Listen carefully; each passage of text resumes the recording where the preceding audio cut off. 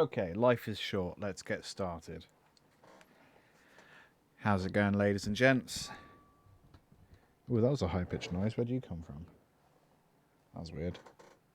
I think it's my mic stand. Anyway, hello. Do I seem quiet? 1, 2, 1, 2. No, maybe it's just my headphones. I seem very short. What's up with that? Let's move you down.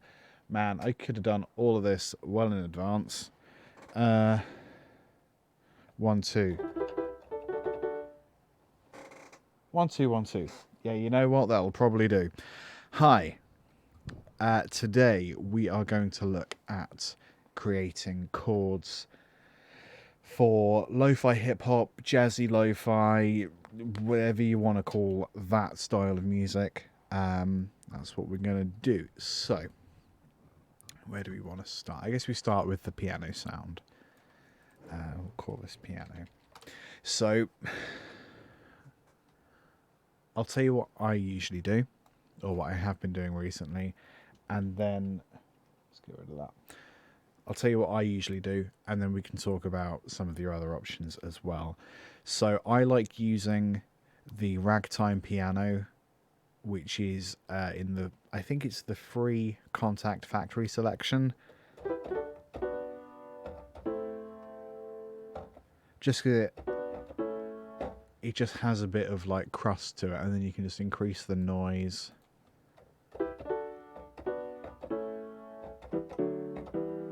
Hang on, let me turn the mic off so you can actually hear it.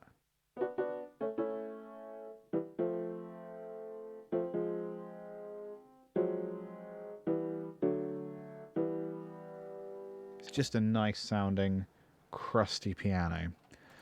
And I put, I don't know what sus resonance, sympathetic resonance, I can only imagine that means, but I don't know. You can go through all these different sound options if you want. That's a bit trebly, that might be quite nice. We don't want compression, we just want a raw sound. We'll turn those down a little bit. Nice. So that's what I would do. Another option, I like using the Giant by Native Instruments. That's one of my favourites. There's nothing to say you couldn't use an electric piano or a clavinet or an organ, or in fact something that isn't a piano. It's basically up to you what kind of sound you want. Piano seems to be the prevailing thing at the moment, doesn't it?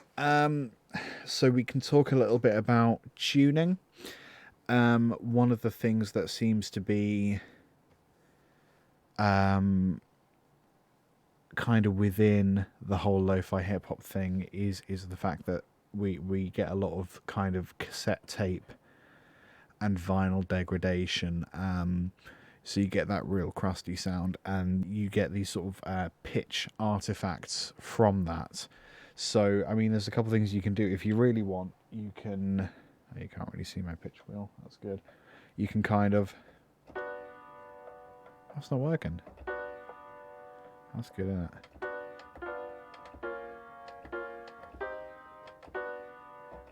You can kind of mess with the... if you had one that worked, the pitch wheel on your MIDI controller, or you could go into the tuning and tune a different one. What's mean tone?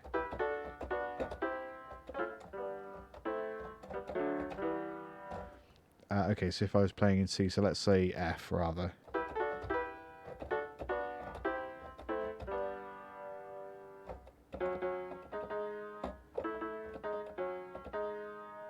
Yeah, it sounds a little bit jankier in places, so that's quite nice. Quarter tone, screw it. Yeah.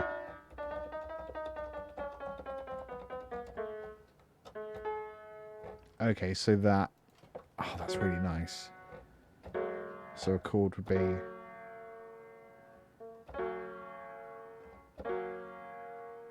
Okay, that's really bizarre. So that's a triad in quarter tone. So it's nice to know that we have that.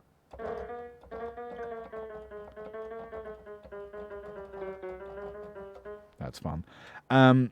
We might have some fun with that later. So that's one of the ways you can get a bit crusty. I'm not going to do that at the moment. That is one of the things you can do to crust your sound. Encrusting. Make it weirder is what I'm getting at.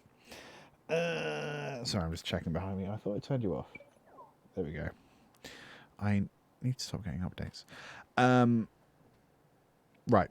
So let's talk about go away. Let's talk about the actual creation of chords now. So I'm just going to open up a little MIDI window. There it is. So let's shorten the grid for the moment. So let's start off with a normal and nice pleasant triad. We're going to go C. Nice, let's turn the click off. Oh, lovely. Okay, so that's fine, but it's not very jazzy, is it? It's not very hip-hop. It's not very anything. So, firstly, when you're playing piano, you have two hands. So you can, with your left hand, play a root note or a power chord, and then the chord in the right hand. And it just has a bigger, nicer sound. So we're going to do that. We're going to have a power chord in the left hand and then the triad in the right hand. And it sounds like this. Oh, even more lovely. So that's a nice big sound, but I think we can go bigger. So we can do, to begin with, an inversion. We can put some space in between these notes and we can put this C on top. So it doesn't lose anything from the middle here, not really, but you gain something at the top. So that's a nice, what kind of inversion is that? First inversion? Yes. Don't worry if that doesn't make sense because it doesn't matter. Cool. Lovely. But it's still not very jazzy, is it? So, well, let's make it moody to begin with. Let's make it minor. And that's all we have to do. Ooh, gloomy. Nice and gloomy. So we've had a major third and now we've got a minor third. So it's moodier. I just sort of prefer that. What else can we do? So we don't actually need to have a root note in the right hand. We can instead have a seventh. So we have a power chord in the left hand, triad here, minor triad. But actually, we're not going to have a minor triad. We're going to change that to a minor 7. So overall, we have a C minor 7 chord, which is this. Oh, 7's a really nice sound. Okay. Wonderful. That's a little bit jazzy, but we can go jazzier. So we can stack another triad on top of the 7, and we can have a 9, which is essentially a 2, but at the top. So a 2 in C is D. So we are going to put a D there. Now we have this,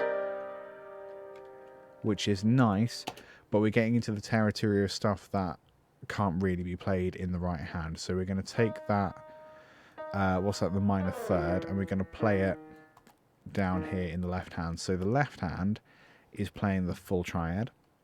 The right hand is playing the 5th, the minor 7, and the 2. It's a 9 chord, a rather nice 9 chord. And it's pretty jazzy. I feel like we can go one jazzier though. We could probably go several jazzier if we really wanted to. But let's go for the moment one step jazzier. So let's try...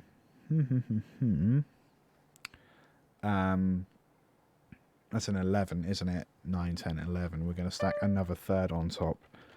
So 1, 2, 3. D, F, yeah. I think that's a 13. What about a sharp? No, it's an 11, isn't it? That's an 11 chord. So that's quite nice. I feel like we could voice that down there because we don't really need another G. Ooh, that's quite nice. And let's go one step further and make it a 13. So we've got F, which is 11, G, which would be the 12, and A, which would be the 13. How does this sound? Actually really nice. So we'll have that. So let's add a chord track so we can keep track of it. Keep track of it. Oh, we have fun here. So I got to remember how to do this. I think it's right click, chord symbols.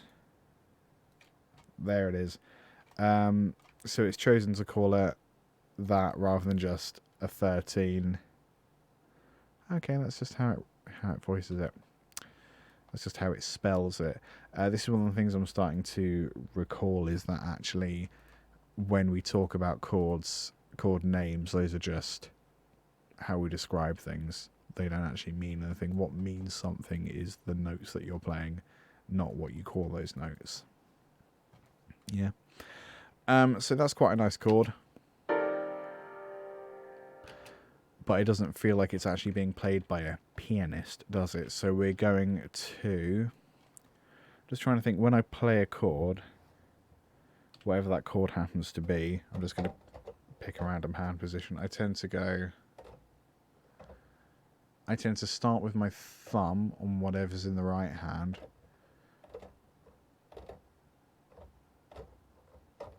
Yeah, so left hand seems to happen all at the same time. Maybe outside notes, then inside notes. And then my right hand seems to either do like a swipe upwards or a swipe downwards. So we'll go those ones. Yeah, so the outside and then the inside. And then kind of separate those guys a bit. And then we're going to vary the dynamics. Yeah, so that's like a really subtle difference, but like it does actually sound like it's been played now. Nice. So that's chord number 1. It took a while, didn't it?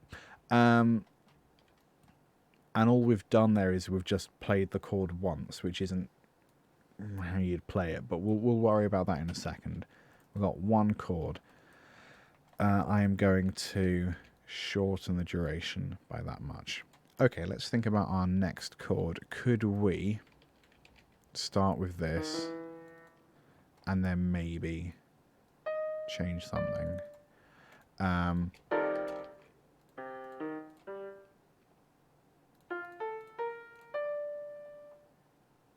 Just trying to think which of those sounds like it could move. I think that one could move. We could get rid of that.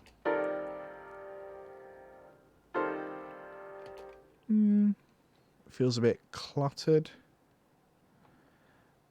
So what if we go D sharp instead?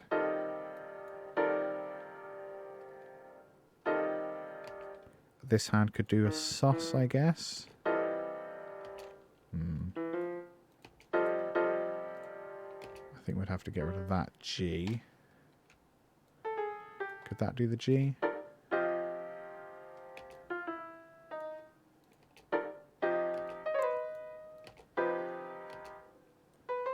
So all I'm doing at the moment is I'm thinking about this chord.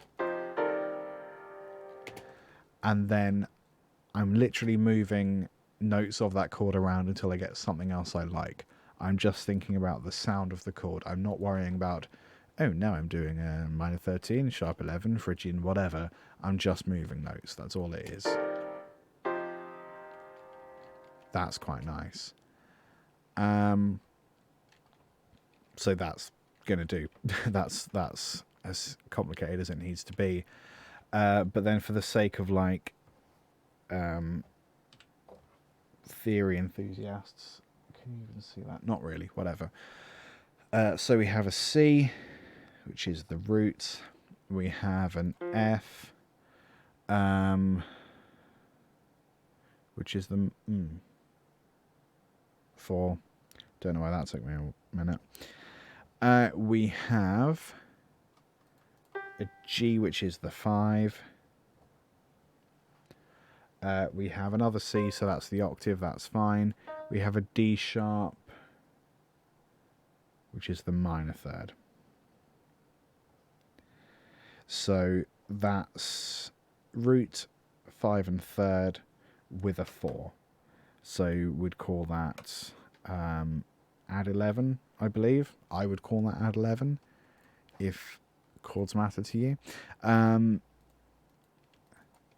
So we got C minor 11.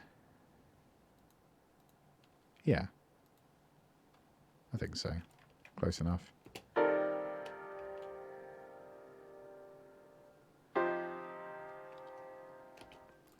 So it sounds there like it, then we need to have a third chord.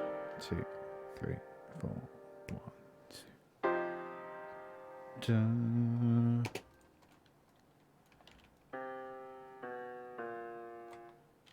So let's try.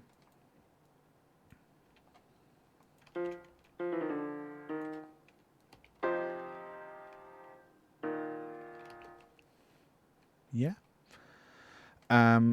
What happens if we keep the right hand the same? Oh, I quite like that. Maybe.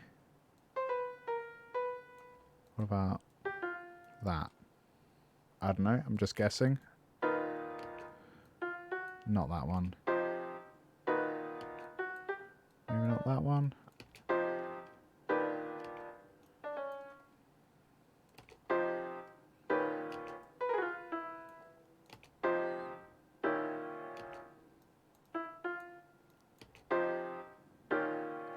Ooh, there it is. But maybe put that C sharp up. So the left hand kind of descends there, but the right hand goes up a bit.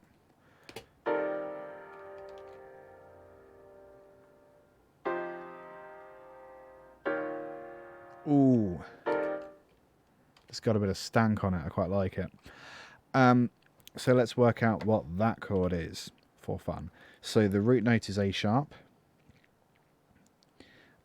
We then have a D sharp, F, G, C sharp. So if we're in A sharp,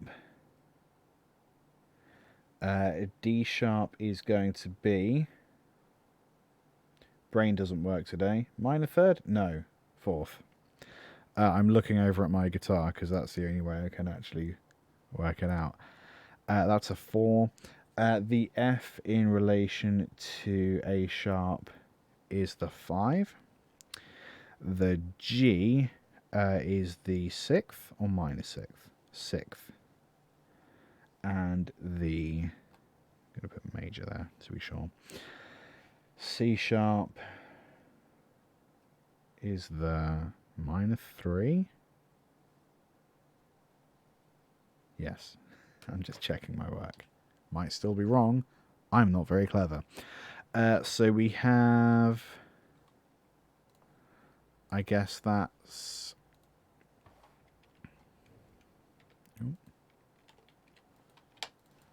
an A sharp minor with a 4 and a minor 6th, which there doesn't seem to be a button for. Oh my word. That's not what I want. A sharp, minor.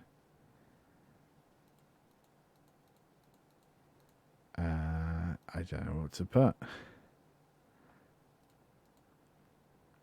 If I just put a G in there. What happens if I put... Hang on, what's the plus button? Oh, that's add a new one. Okay, whatever. What happens if we do put the G in the bass? And then A sharp.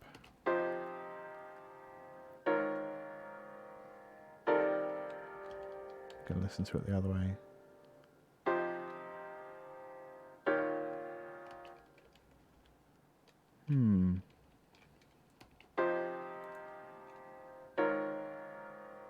Yeah, I don't really have strong feelings about that, so we'll do that for the sake of having the chord name up the top here.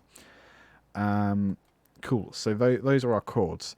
So all I really had to do was think about the very first chord, and that was literally start off with a triad, make it minor triad, add the left hand, make it jazzy by 4 degrees. So minor 7, 9th, 11th, 13th. Just stacking chords. And we've voiced it in such a way that we've got this slightly... having 2 notes together is quite stanky sounding. It's quite tense, which I like in this situation. And then from there, we just took the same chord and we just moved it around.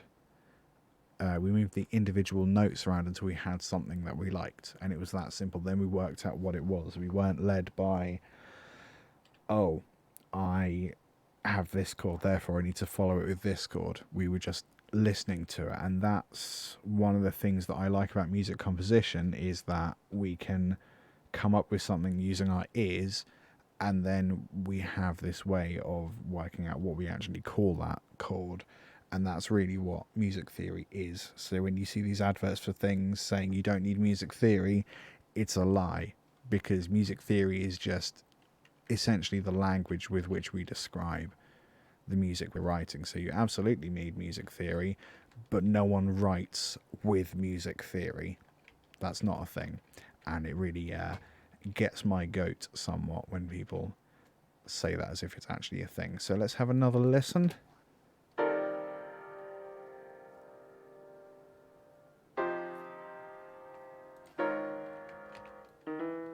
Sorry, it looked like I had 2 notes on top of each other.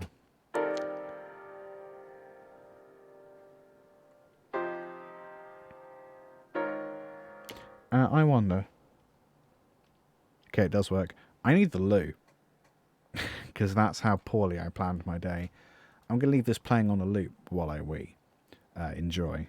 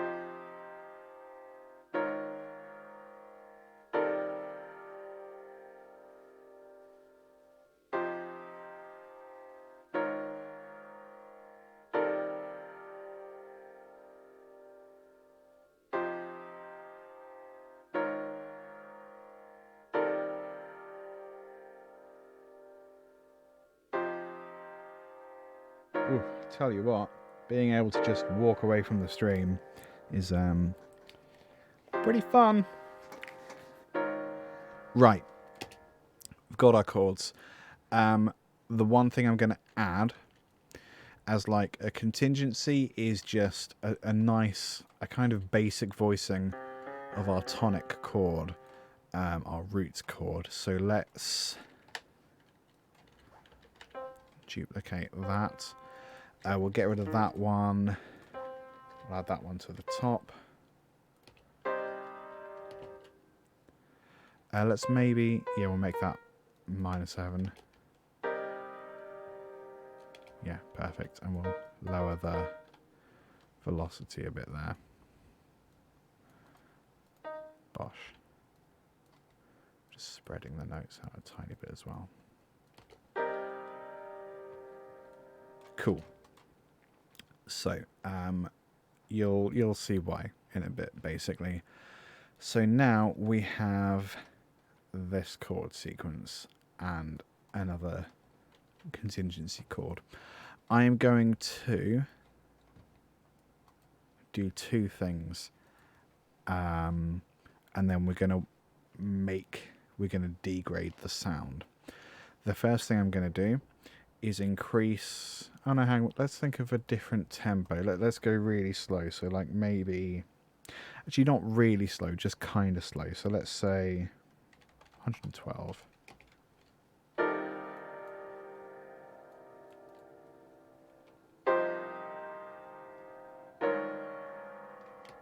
Ooh, something sounds less good in there.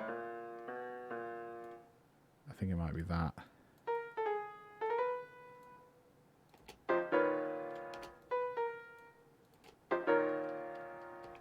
Yes, I'm just gonna delete that.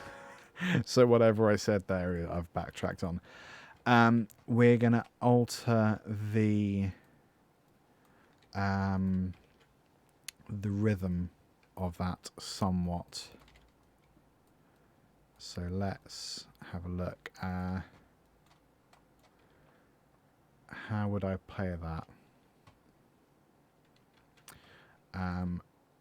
Just to make it a little more interesting to listen to.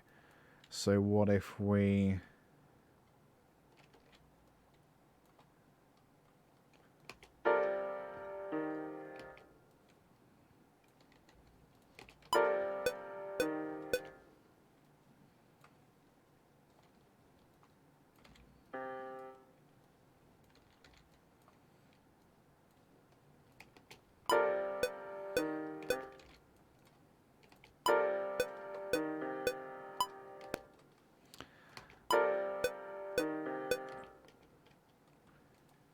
let's separate, oops, maybe 16ths like that. Oops. Let's go back. Yeah.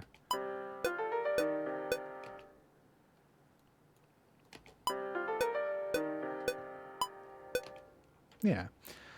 And then let's go down there.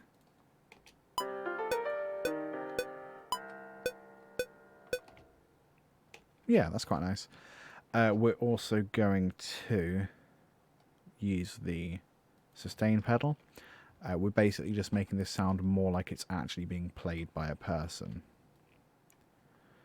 So sustain comes on here probably, and I think would go off about there.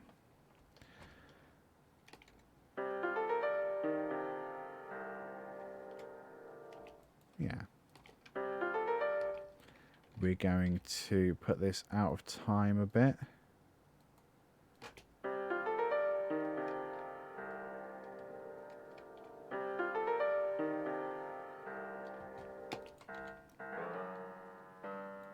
We're going to add the fifth down there.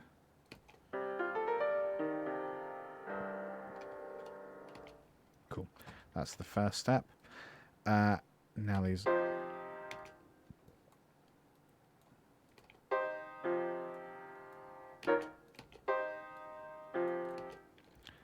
Probably fine. We'll go...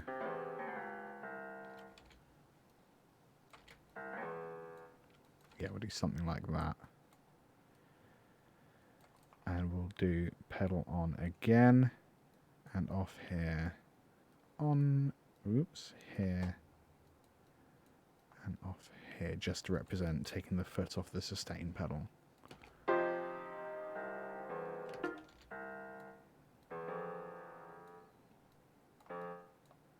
That along we'll probably do.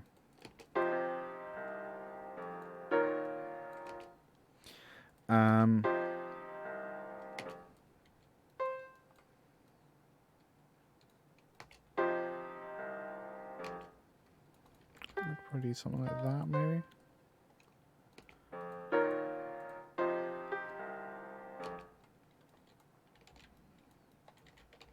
I'm just guessing at the moment. Just trying to make it a bit more fun to listen to, because we're going to hear us a lot, so we better get used to it.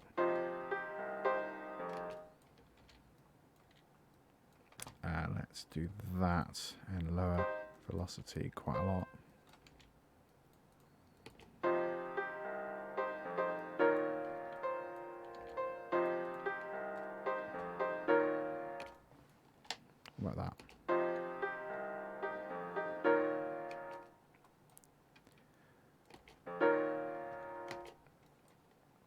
Yeah, and then maybe we'll just go shift upper voicing and kind of swipe it downwards.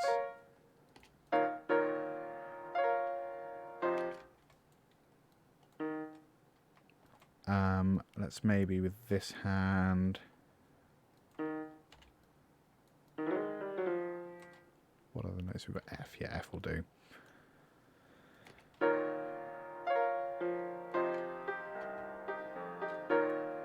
How does it sound all the way through?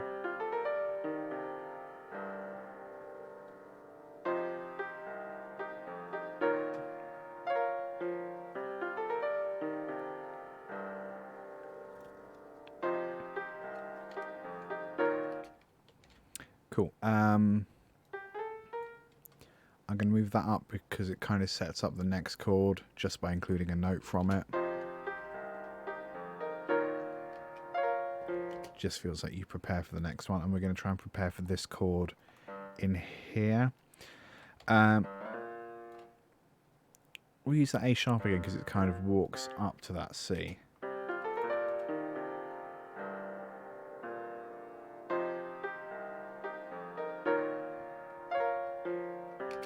Nice. So that is all we really want from that. So we've lowered the tempo a little bit. We're going to lower it by a truly insignificant amount. And that looks silly, but we'll talk about why later. Now what we want to do is add some dust to it. So, let's have a think. Audio insert. So we can look at a standard piano mix.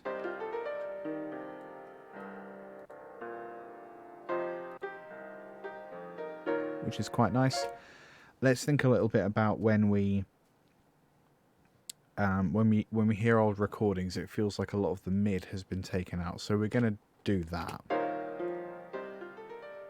going to make that a bit steeper.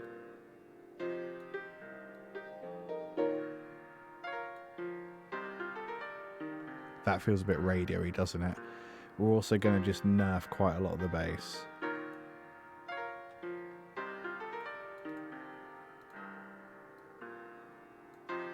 And add a bit of shine to the top there.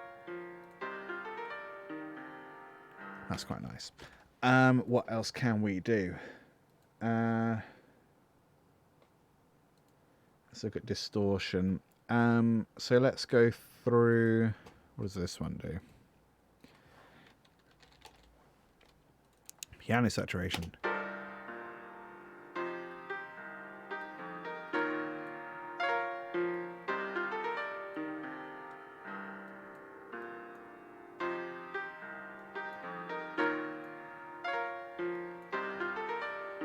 It's quite nice.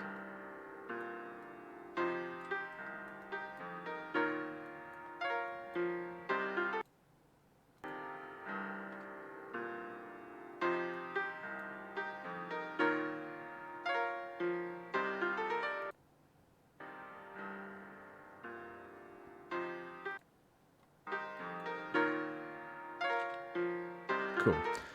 What else? We wouldn't have a stereo signal if it's truly old and truly crusty. So we're going to go at the very, very bottom here, and we are going to go spatial. You can't see that behind my face. We are going to go spatial stereo enhancer, and we're going to put it to 0. That's all we're going to do there. How does it sound? Cool. What else can we do? I'm going to put some reverb before the distortion. Actually, no, I'm going to put reverb here and then do another distortion after. And we're just going to look for like a jazz hall or something. Or club. Stage. Imprisoned room. That's quite nice.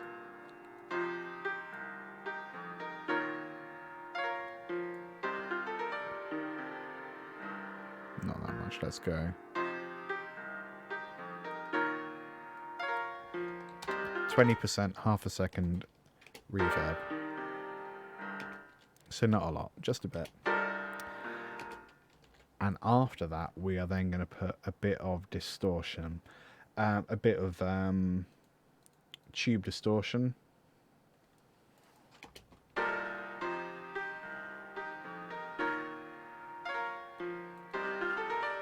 But we're going to have that about 40%.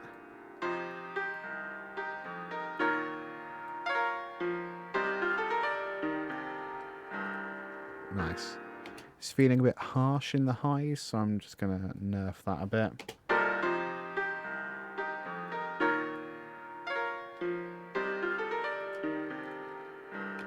Cool. So now we have to decide what kind of aging we want to do. In previous projects, I've used the VHS plugin, which you're probably all familiar with from Native Instruments.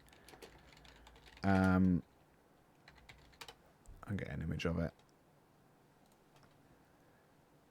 Yeah, this guy. Which I do quite like, but it's a bit, I don't know, it's a bit overkill in some situations, I think. That's sort of just my opinion. So let's do something that we have built in to Cubase. Is it the Grungulizer? Oh, we need to be in the right category, the first thing. There it is. That's what we want. So obviously that adds a lot of crust, but it's a bit too much because it's just constant, isn't it? So we're not going to have it there. We're going to use a send. And we're going to try and do, and I'm not going to be able to remember how to do it. I don't actually need the EQ. We'll put that after. It's a noise gate, isn't it? So, where are you? Dynamics. Is it a gate? MIDI gate, not MIDI gate.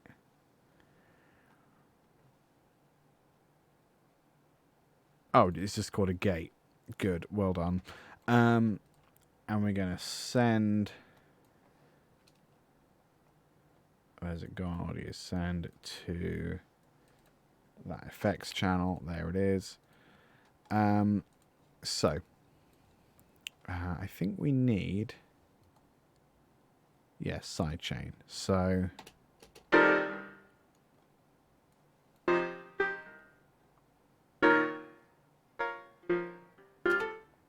when we go, oh, we need less than that, don't we? So it's bugger. I can never remember how these things work. So the threshold, we need it to actually be about -30, I think, because that's where the signal is.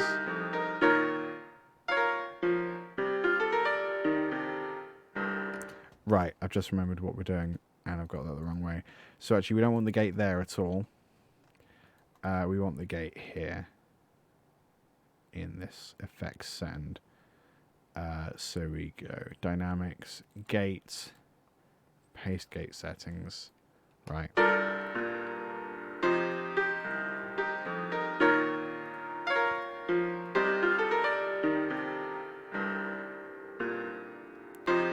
And we're going to lower it a bit, so maybe about 20. I don't know, we'll leave it there for the moment. So now we put the Grungulizer here. Do they need to be the other way around? Yes.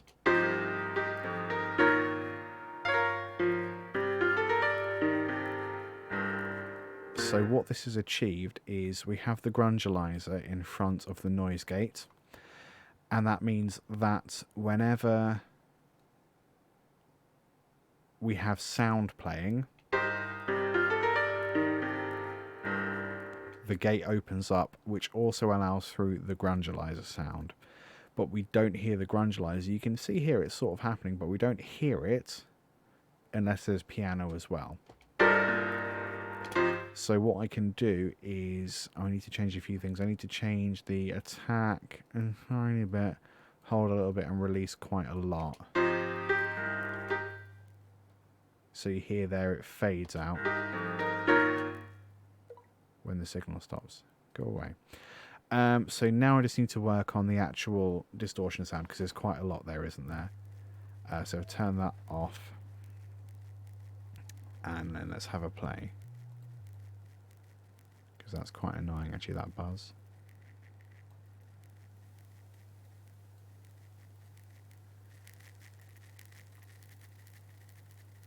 So do a bit of crackle, and then put it down to like 20% or so.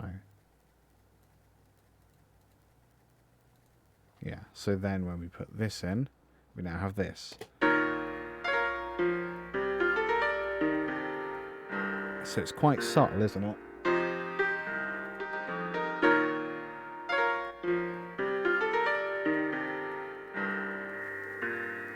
I'm going to put that up most of the way, because then we can just reduce the volume there.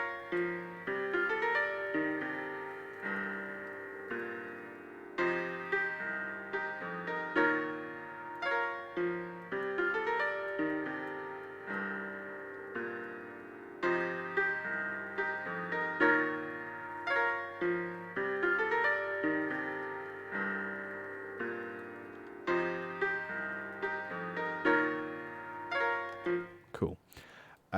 So let's export these, turn these into actual audio files.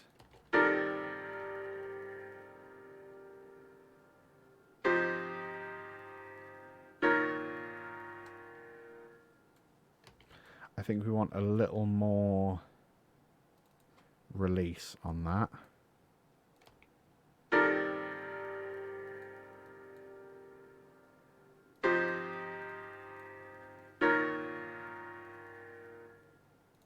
Or we can, I think, send a little bit quieter than that, because it's peaking a bit.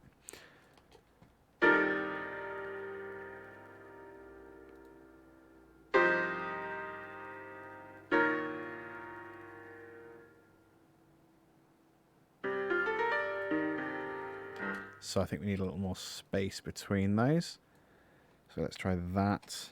And we are going to export that audio. So, see, what have I pressed?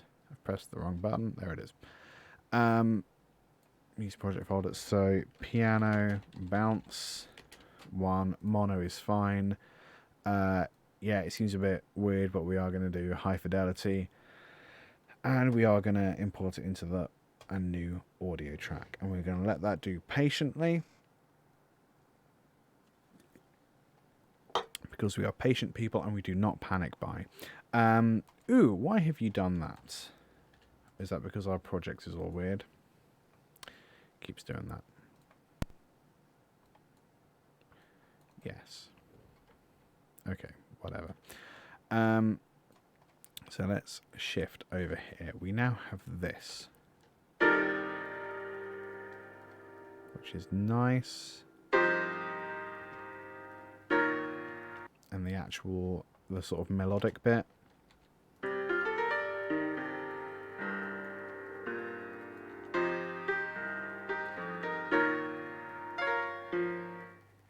Cool. And you can see we've got a bit of a tail there as well. That's fine. So we're going to do a couple things. I think first of all, I don't actually want a MIDI track there. We're going to add a tempo track. And we are going to change the tempo so very, very minutely to begin with. We're going to put it here. We're going to increase the tempo or decrease the tempo? Decrease the tempo by, well, you can see very little. We're 111.05 and now we're 111 BPMs. Now that might seem stupid, and it is, but the reason is we want it to be ever so slightly out of time, like ever so slightly. So now our loop is this.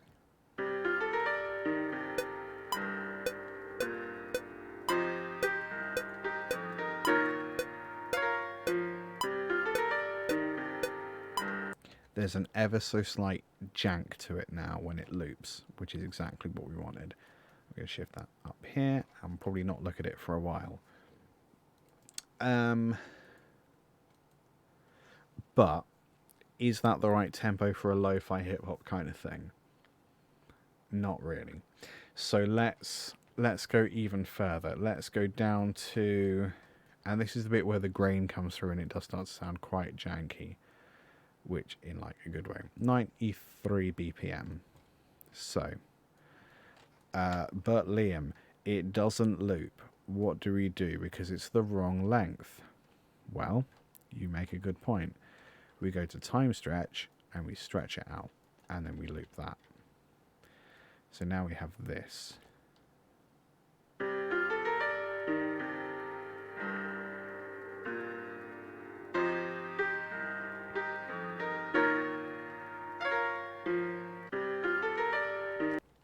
So combined with the fact that we started with a distorted, grainy sound and then stretched it, that's where you get that real sort of lo-fi crust from. Let's go even slower. 85, heckin' what? So pull that there, and we've got to stretch it to there. What does it sound like now? Probably cooler.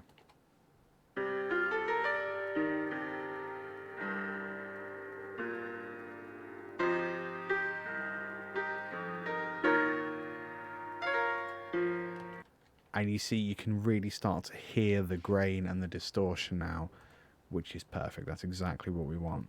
So, now we need some kind of beat, I assume. Contact is quite handy again. They have, in the factory selection, again, we're using like the free plugins, the free sounds, which is fun. What does domination sound like? Oh, I accidentally opened two things. I want domination.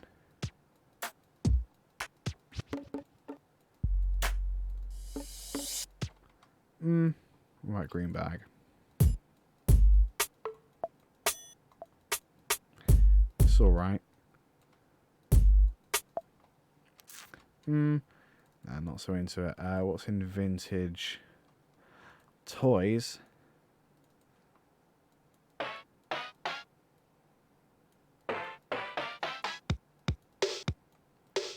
I think it's really obvious that we're going to use the Rat Man.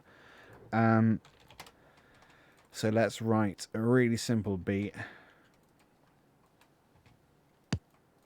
There's our kick.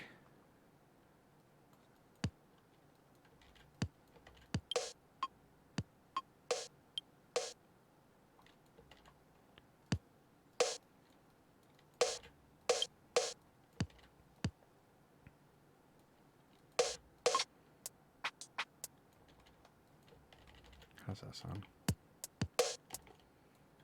That sounds alright. Let's jank the hi-hat a bit so it's just off time.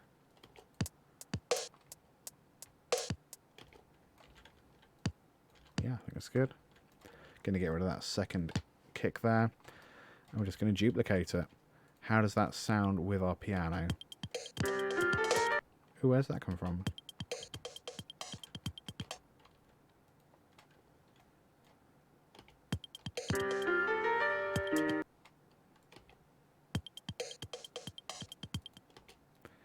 What? Oh, because the... Still doing it. Okay, that was really annoying. That was sending information to... The chord track was sending information to the drum kit, because of course it was. How does this sound?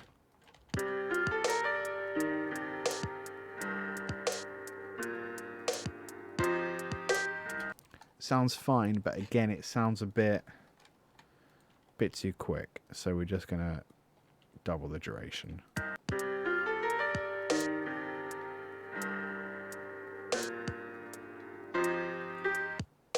It doesn't quite fit, does it? I think because the hi-hats are too far off.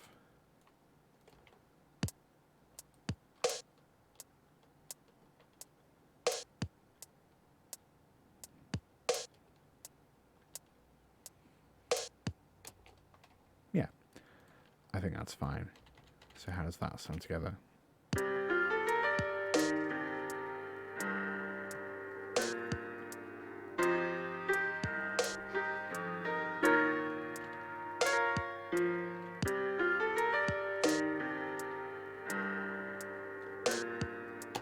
Sounds quite nice. I think I want a bit more fun to the hi-hats, like a boom.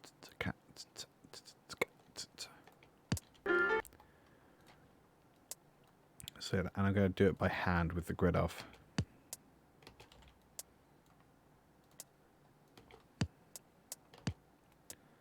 It's more like that, isn't it? Oh, it's over there.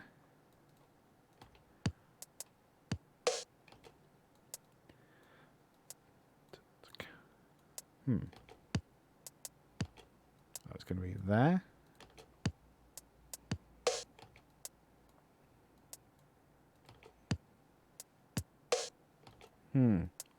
Confused myself.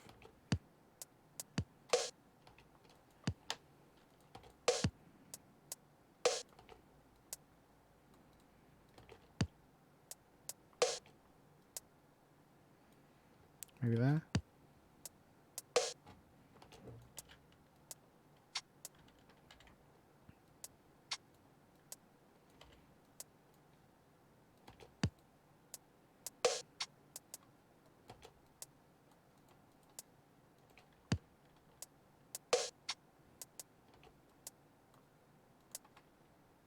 Yeah, like that maybe.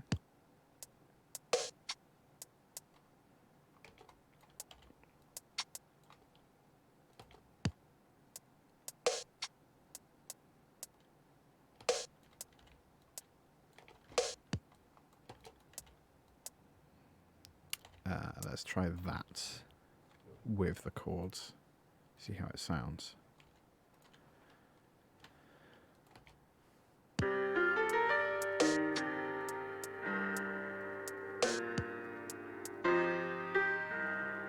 Yeah, that's quite nice.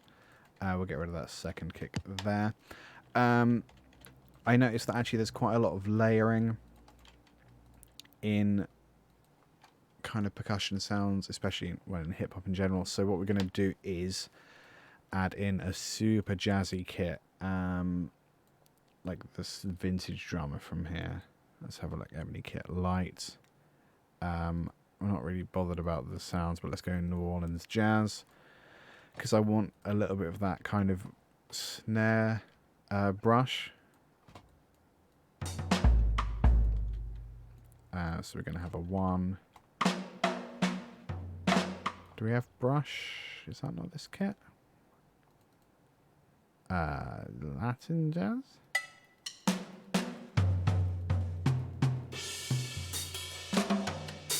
Oh no, where's the...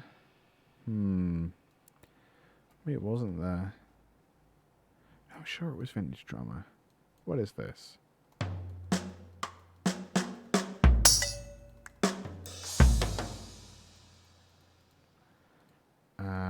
Brushes. Where do I find brushes? Maybe it was the 60s drummer. I didn't think it was the 60s drummer. And hang on, we need the Ivory full kit. Load, damn you. Please load. Snare brush. Right, okay, there it is. It'll load in a second. It's fine.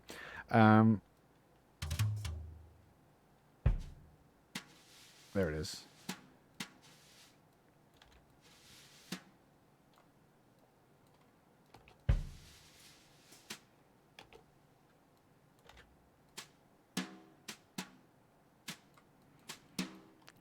Let's find that. Where's the ride?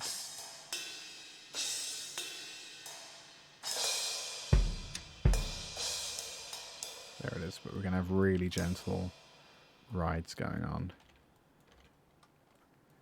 Super, super, super gentle, and they're going to be slightly back as well.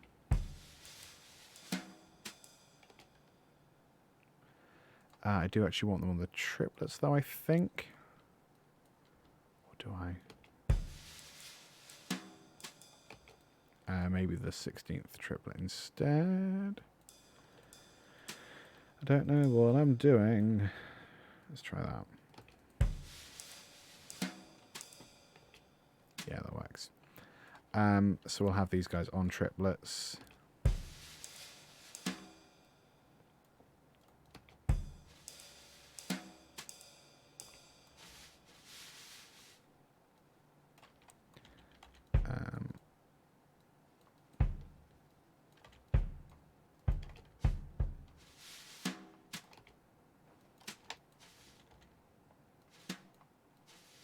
Let's try that, I guess. I don't know.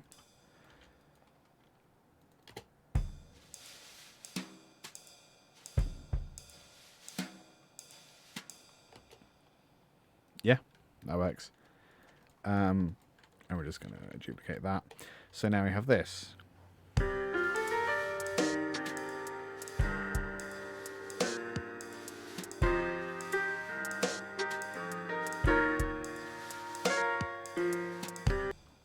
Don't actually like the triplet.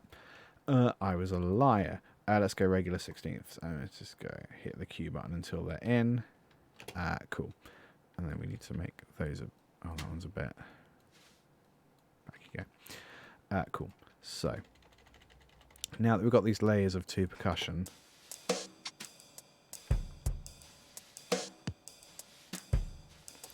I also don't actually like this other thing. Don't know.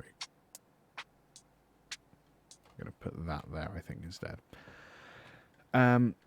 So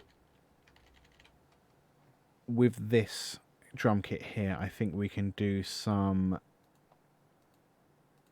more bit crushing. I think we can get rid of some of the low end. We can have a bit more fun with it. So let's go bit crusher.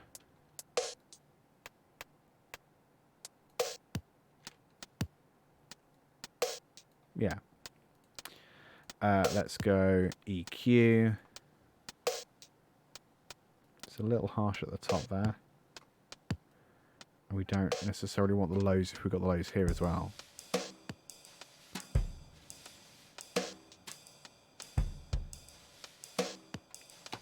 Cool. And we can radio distort it as well if we really want. Let's bring that one up again. Cool. And then, because we can, I like to put a ping pong delay on that as well. So now we have this.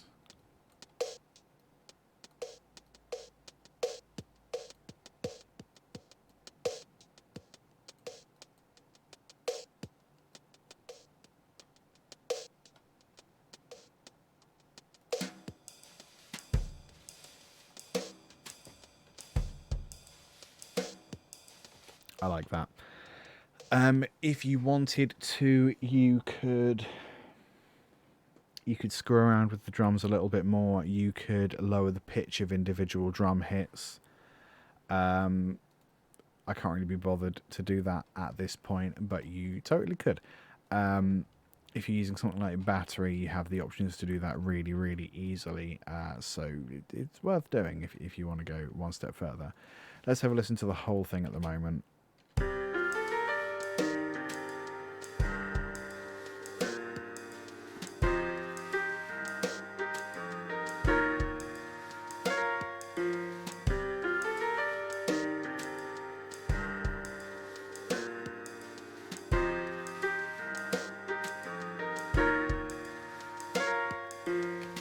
So there is one vital element we're missing, and that, of course, is bass.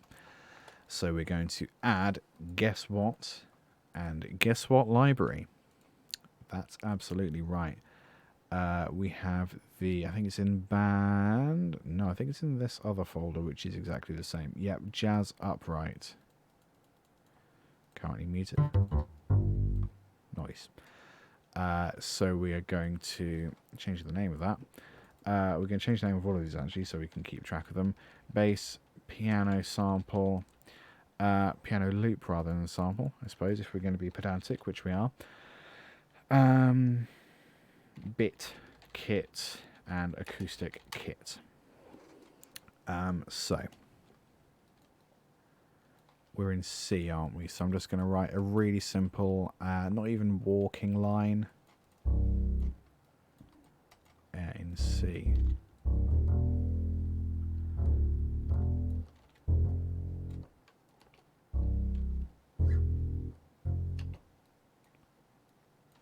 Let's go up an octave.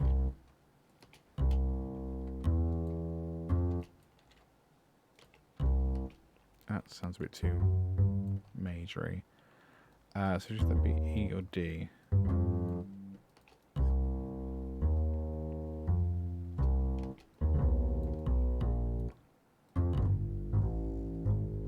How does that all sound?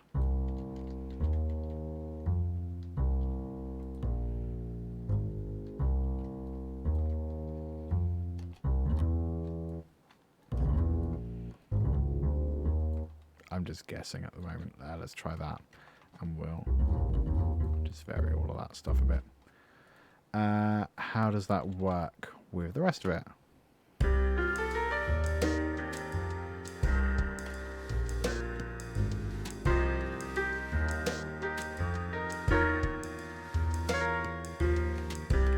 That E does not work. So what was that final chord? Oh yeah, we sort of weren't sure. Either an A sharp? A sharp? Yeah.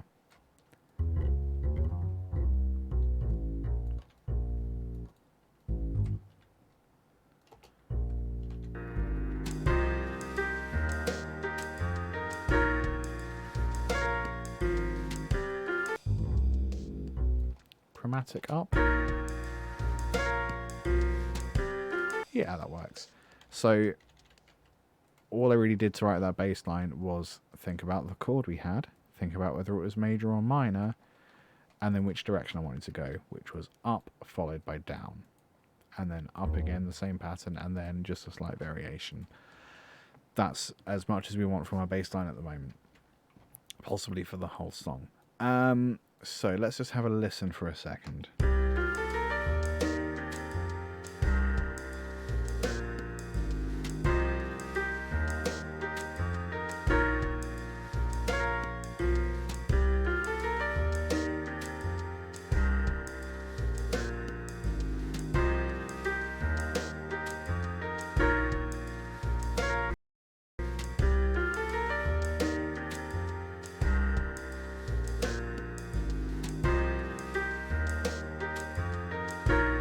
Yeah, it's not too bad actually. So a couple things I want to do to alter this pattern. I think we're going to have it played once normally at the start. Or maybe we'll go one normal, one not normal, one normal, one not normal. So we'll get rid of that one for the moment. So what I really like doing is stretching chords even further. So this first one, let's just double it. Let's just see how that sounds. I'm going to mute everything except the acoustic kit.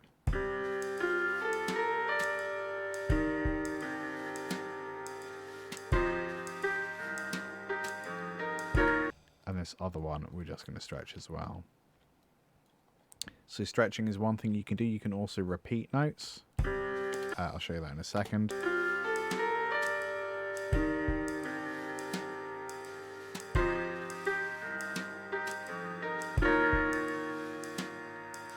So that actually is slightly out of time. So we're going to push it back and do, oops, we're going to do that and then crossfade.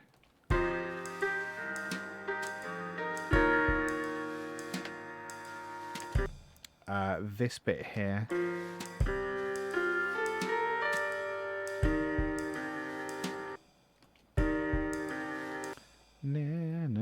We're going to push it back a bit because that is also slightly out just through sampling and stuff. The na na na na na. We're just going to duplicate and crossfade.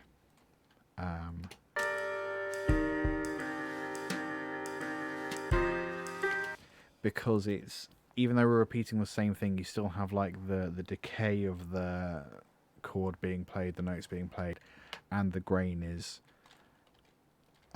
being repeated as well. So we'll do another one there for fun. So we now have this.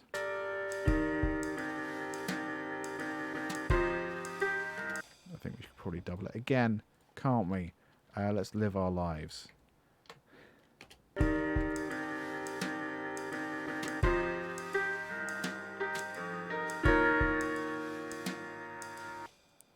What else could we do? Well, let's use that as a starting point.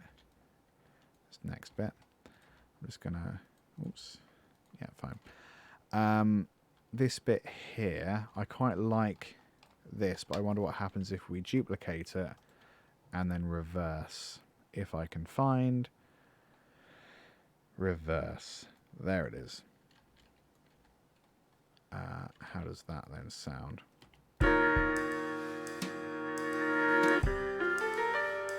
Pretty dope. Okay, let's get rid of those repeated. I'm going to get rid of it off a beat and then try and stretch it and see what happens. It might be awful, I do not know.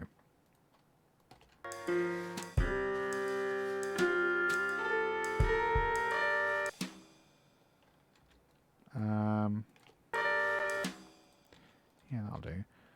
What happens if we then time compensate that? I'm literally just trying stuff out. I'm guessing that's half the fun of sampling in this way.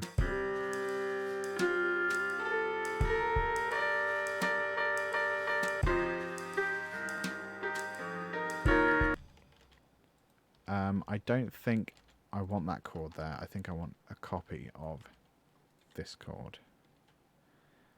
So I'm gonna, oh, where was it?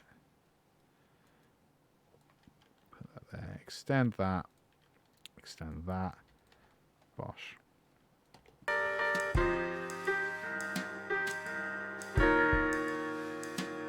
Let's listen all the way through to that pattern.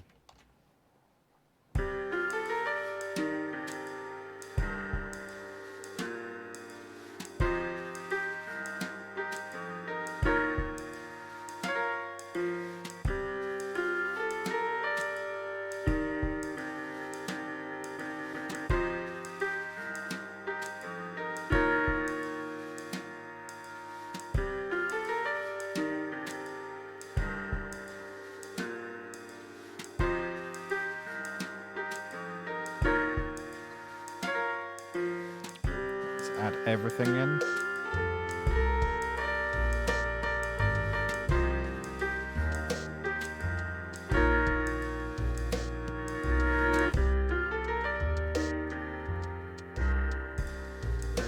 Kind of sounds better. Excuse me, it kind of sounds better with less of the acoustic kit in there. I think I quite like having the rhythm of the ride cymbal, but I don't like having the volume of it.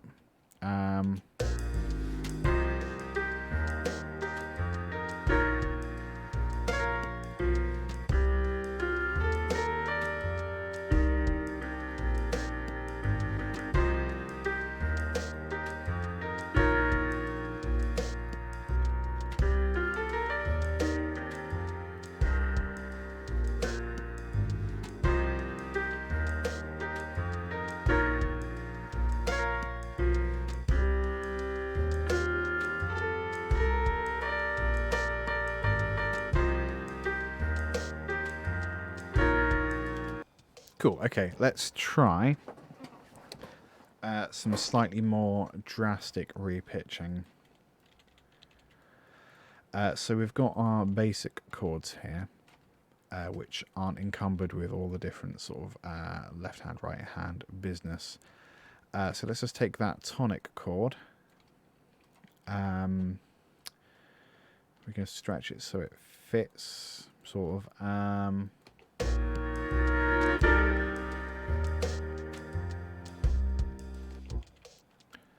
And what I'm going to do is I'm going to pitch it, but I'm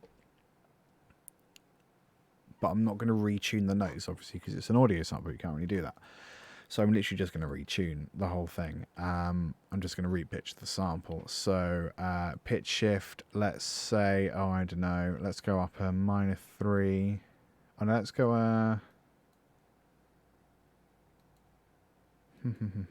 C2. Yeah, so that's a fifth. So that's that one, and that's doing. And then you, I would also like to process pitch shift to minor third. Let's see how that sounds. Could be awful.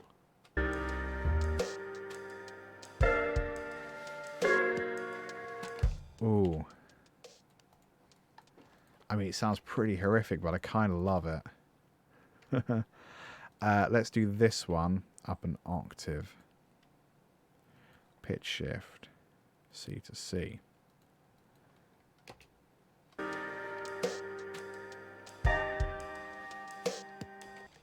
And let's do this one at the end. C to C. Let's go up to, not up to, let's go. Minor 7 instead.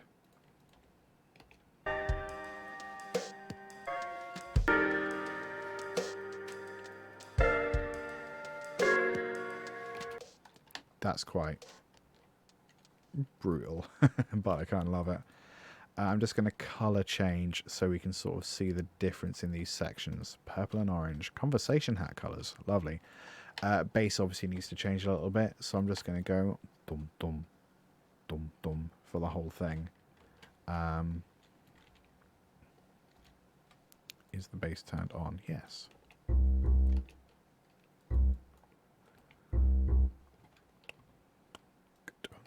Again.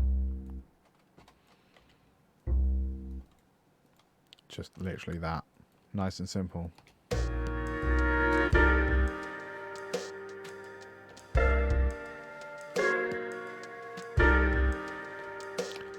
Less often than that.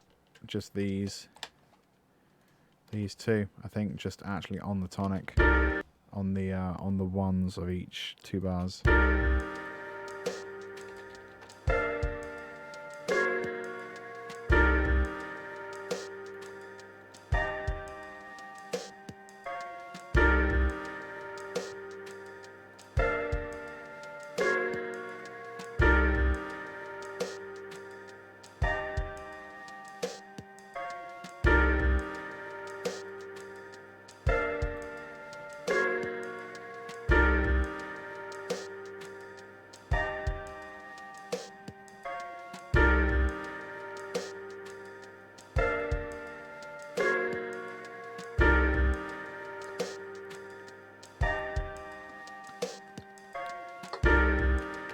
So I think that kind of needs like a nice little rest. So we're just going to stretch that back out. Actually, no, we're going to get really disgusting with it. We're going to stretch that out. Nice. And then kick drum there. And then maybe we do like a...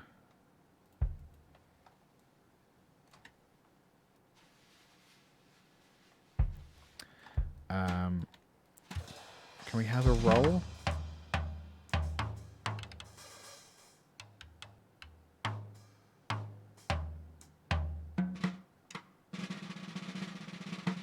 Yeah, I suppose we can.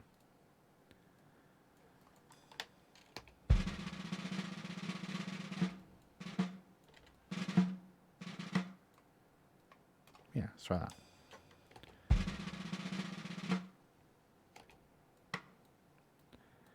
It's got to do that, hasn't it? How's that sound?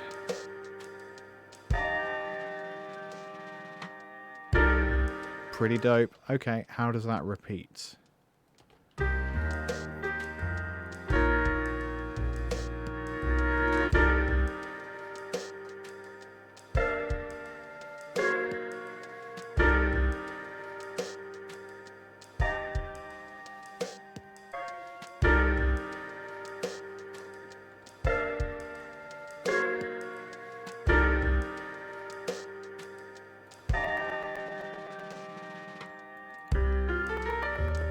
Yeah.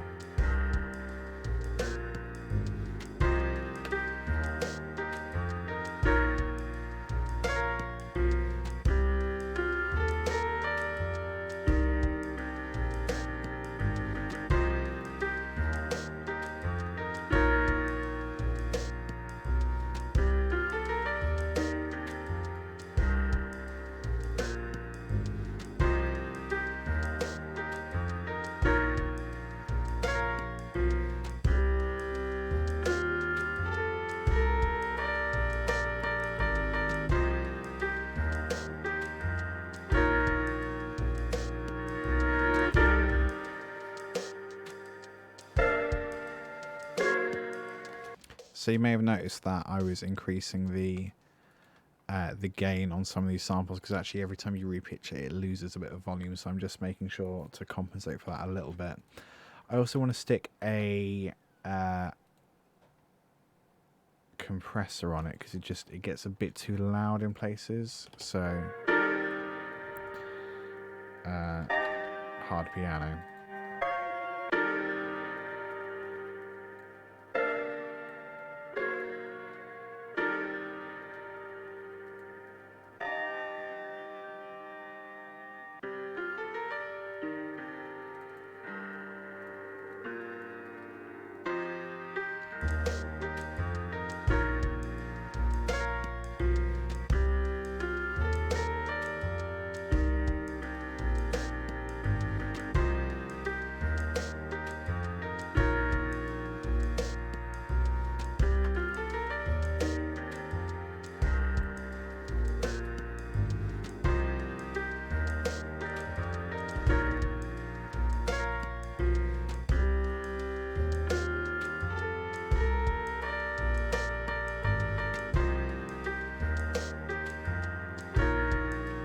Kind of just blends a little bit more, doesn't it?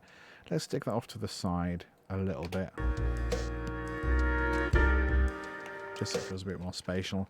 And now let's think about what other stuff we can add in there, because that by itself is nice, but I think we'd have a bit more going on, wouldn't we?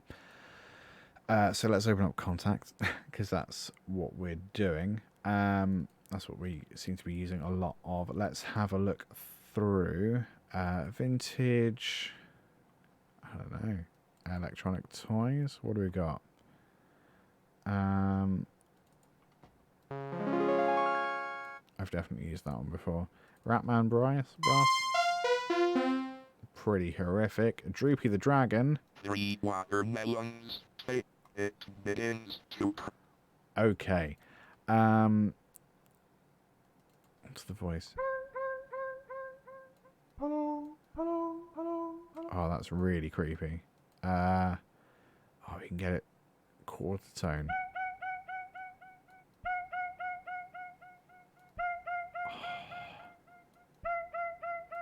That's horrific, and we are using it. So we're based in C. So we're just going to go...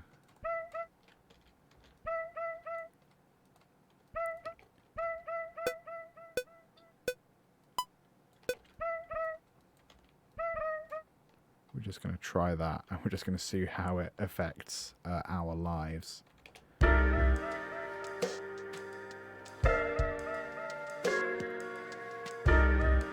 think it needs to be quite a bit quicker than that. I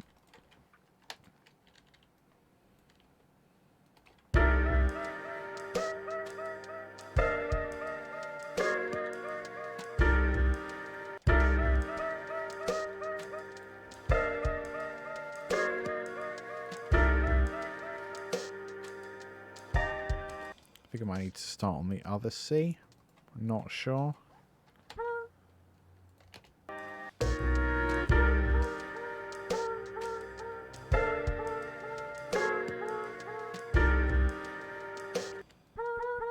It's pretty nasty. I kind of love it.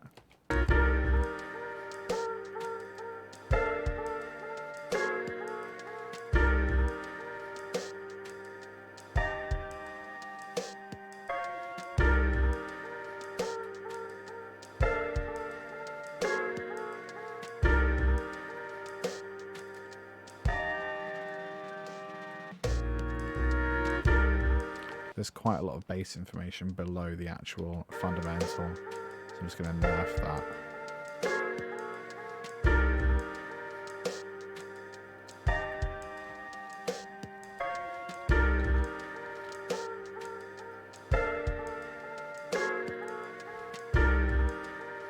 Sounds so silly. I kind of love it. Nice.